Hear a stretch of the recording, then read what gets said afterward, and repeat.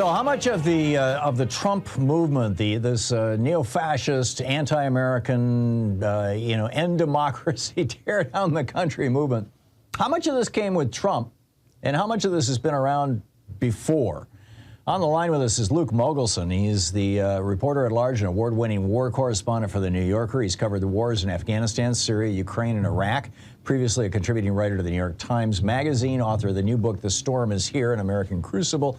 NewYorker.com and at New Yorker is the Twitter handle that you can reach Luke, presumably. And this is the book. Luke, welcome to the program. Where does Trump fit into I remember this right-wing movement or variations on it back, in the 1960s when I was 13 years old, I think. It was the year Barry Goldwater was running, and my dad took me to a John Birch Society meeting just to introduce me to the crackpots in our neighborhood. So I know that some of these guys have been around for a long, long time. How much of this movement today, you were reporting, on January 6th and all this, how much of this precedes Trump and how much has Trump contributed to it? Well, I think it's a combination of the two.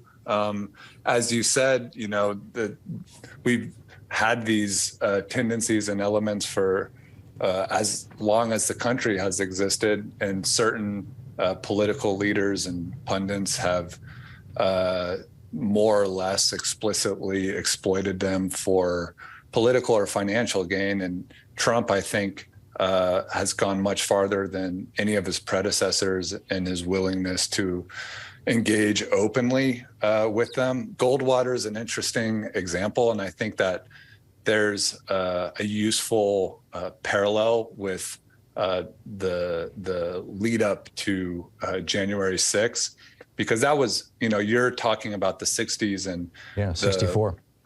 Yeah, and so that was really a reactionary movement in the sense that it was galvanized in response to the Civil Rights Movement and the Civil Rights Act. And similarly, what I saw on the ground with a lot of these groups in the summer of 2020, the same groups that would end up spearheading the Stop the Steal movement and the attack on the Capitol, was an intense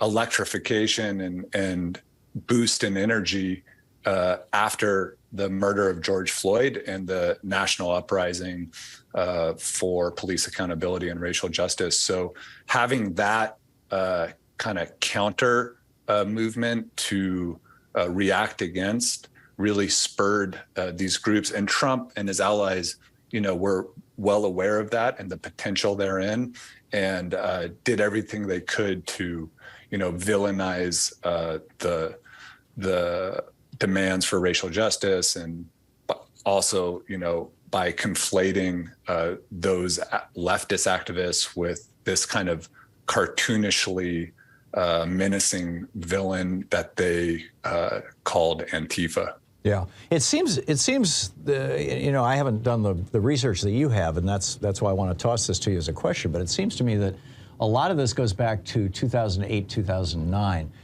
In December of 2008, I was in Michigan for Christmas, and one of my three brothers is now two brothers is a gun enthusiast, shall we say, and he target practice, and he's pretty good at it, and he owns a bunch of guns.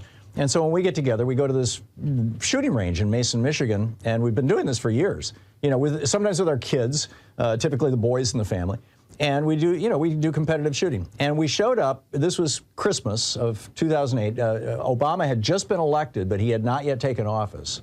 And we go into this shooting range, and it's huge.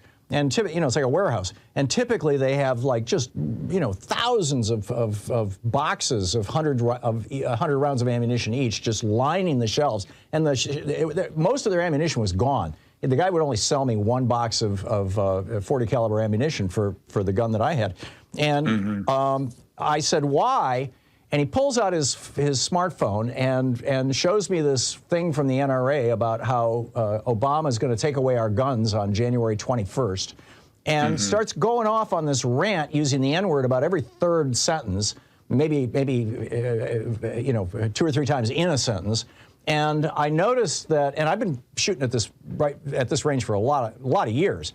And I'm looking around, the paper targets that they have that you can shoot at, suddenly I'm seeing paper targets that are clearly black men. And that was, and then you had Trump saying, Obama's not a real American, and all this kind of stuff. How much? And a Muslim. Yeah, exactly. How much did the election of a black man in the White House feed this movement that Donald Trump kind of surfed into the White House? Or, how are they all tangled together? Yeah, it was huge. And that was a pivotal moment. And that was really Obama's election precipitated the birth of what we now call the Patriot Movement with a capital P, that includes groups like the Proud Boys. The Proud Boys came later, but the Oath Keepers and the 3 Percenters, that all of that arose and started mobilizing and organizing in a paramilitary fashion subsequent to Obama's election, because they viewed him as a national security threat, as an illegitimate president in the White House. And that those same fears and paranoias and kind of nativist worldview were just reprised in 2020 after George Floyd, and then with the rejection of the legitimacy of Biden's election by the very same groups. Yeah. Well, I mean, if you go back to, and I'm thinking back to 64 now, really the John Birch Society got a major boost with the 1954 Brown v. Board. The forced integration of schools was how they called it back in the day.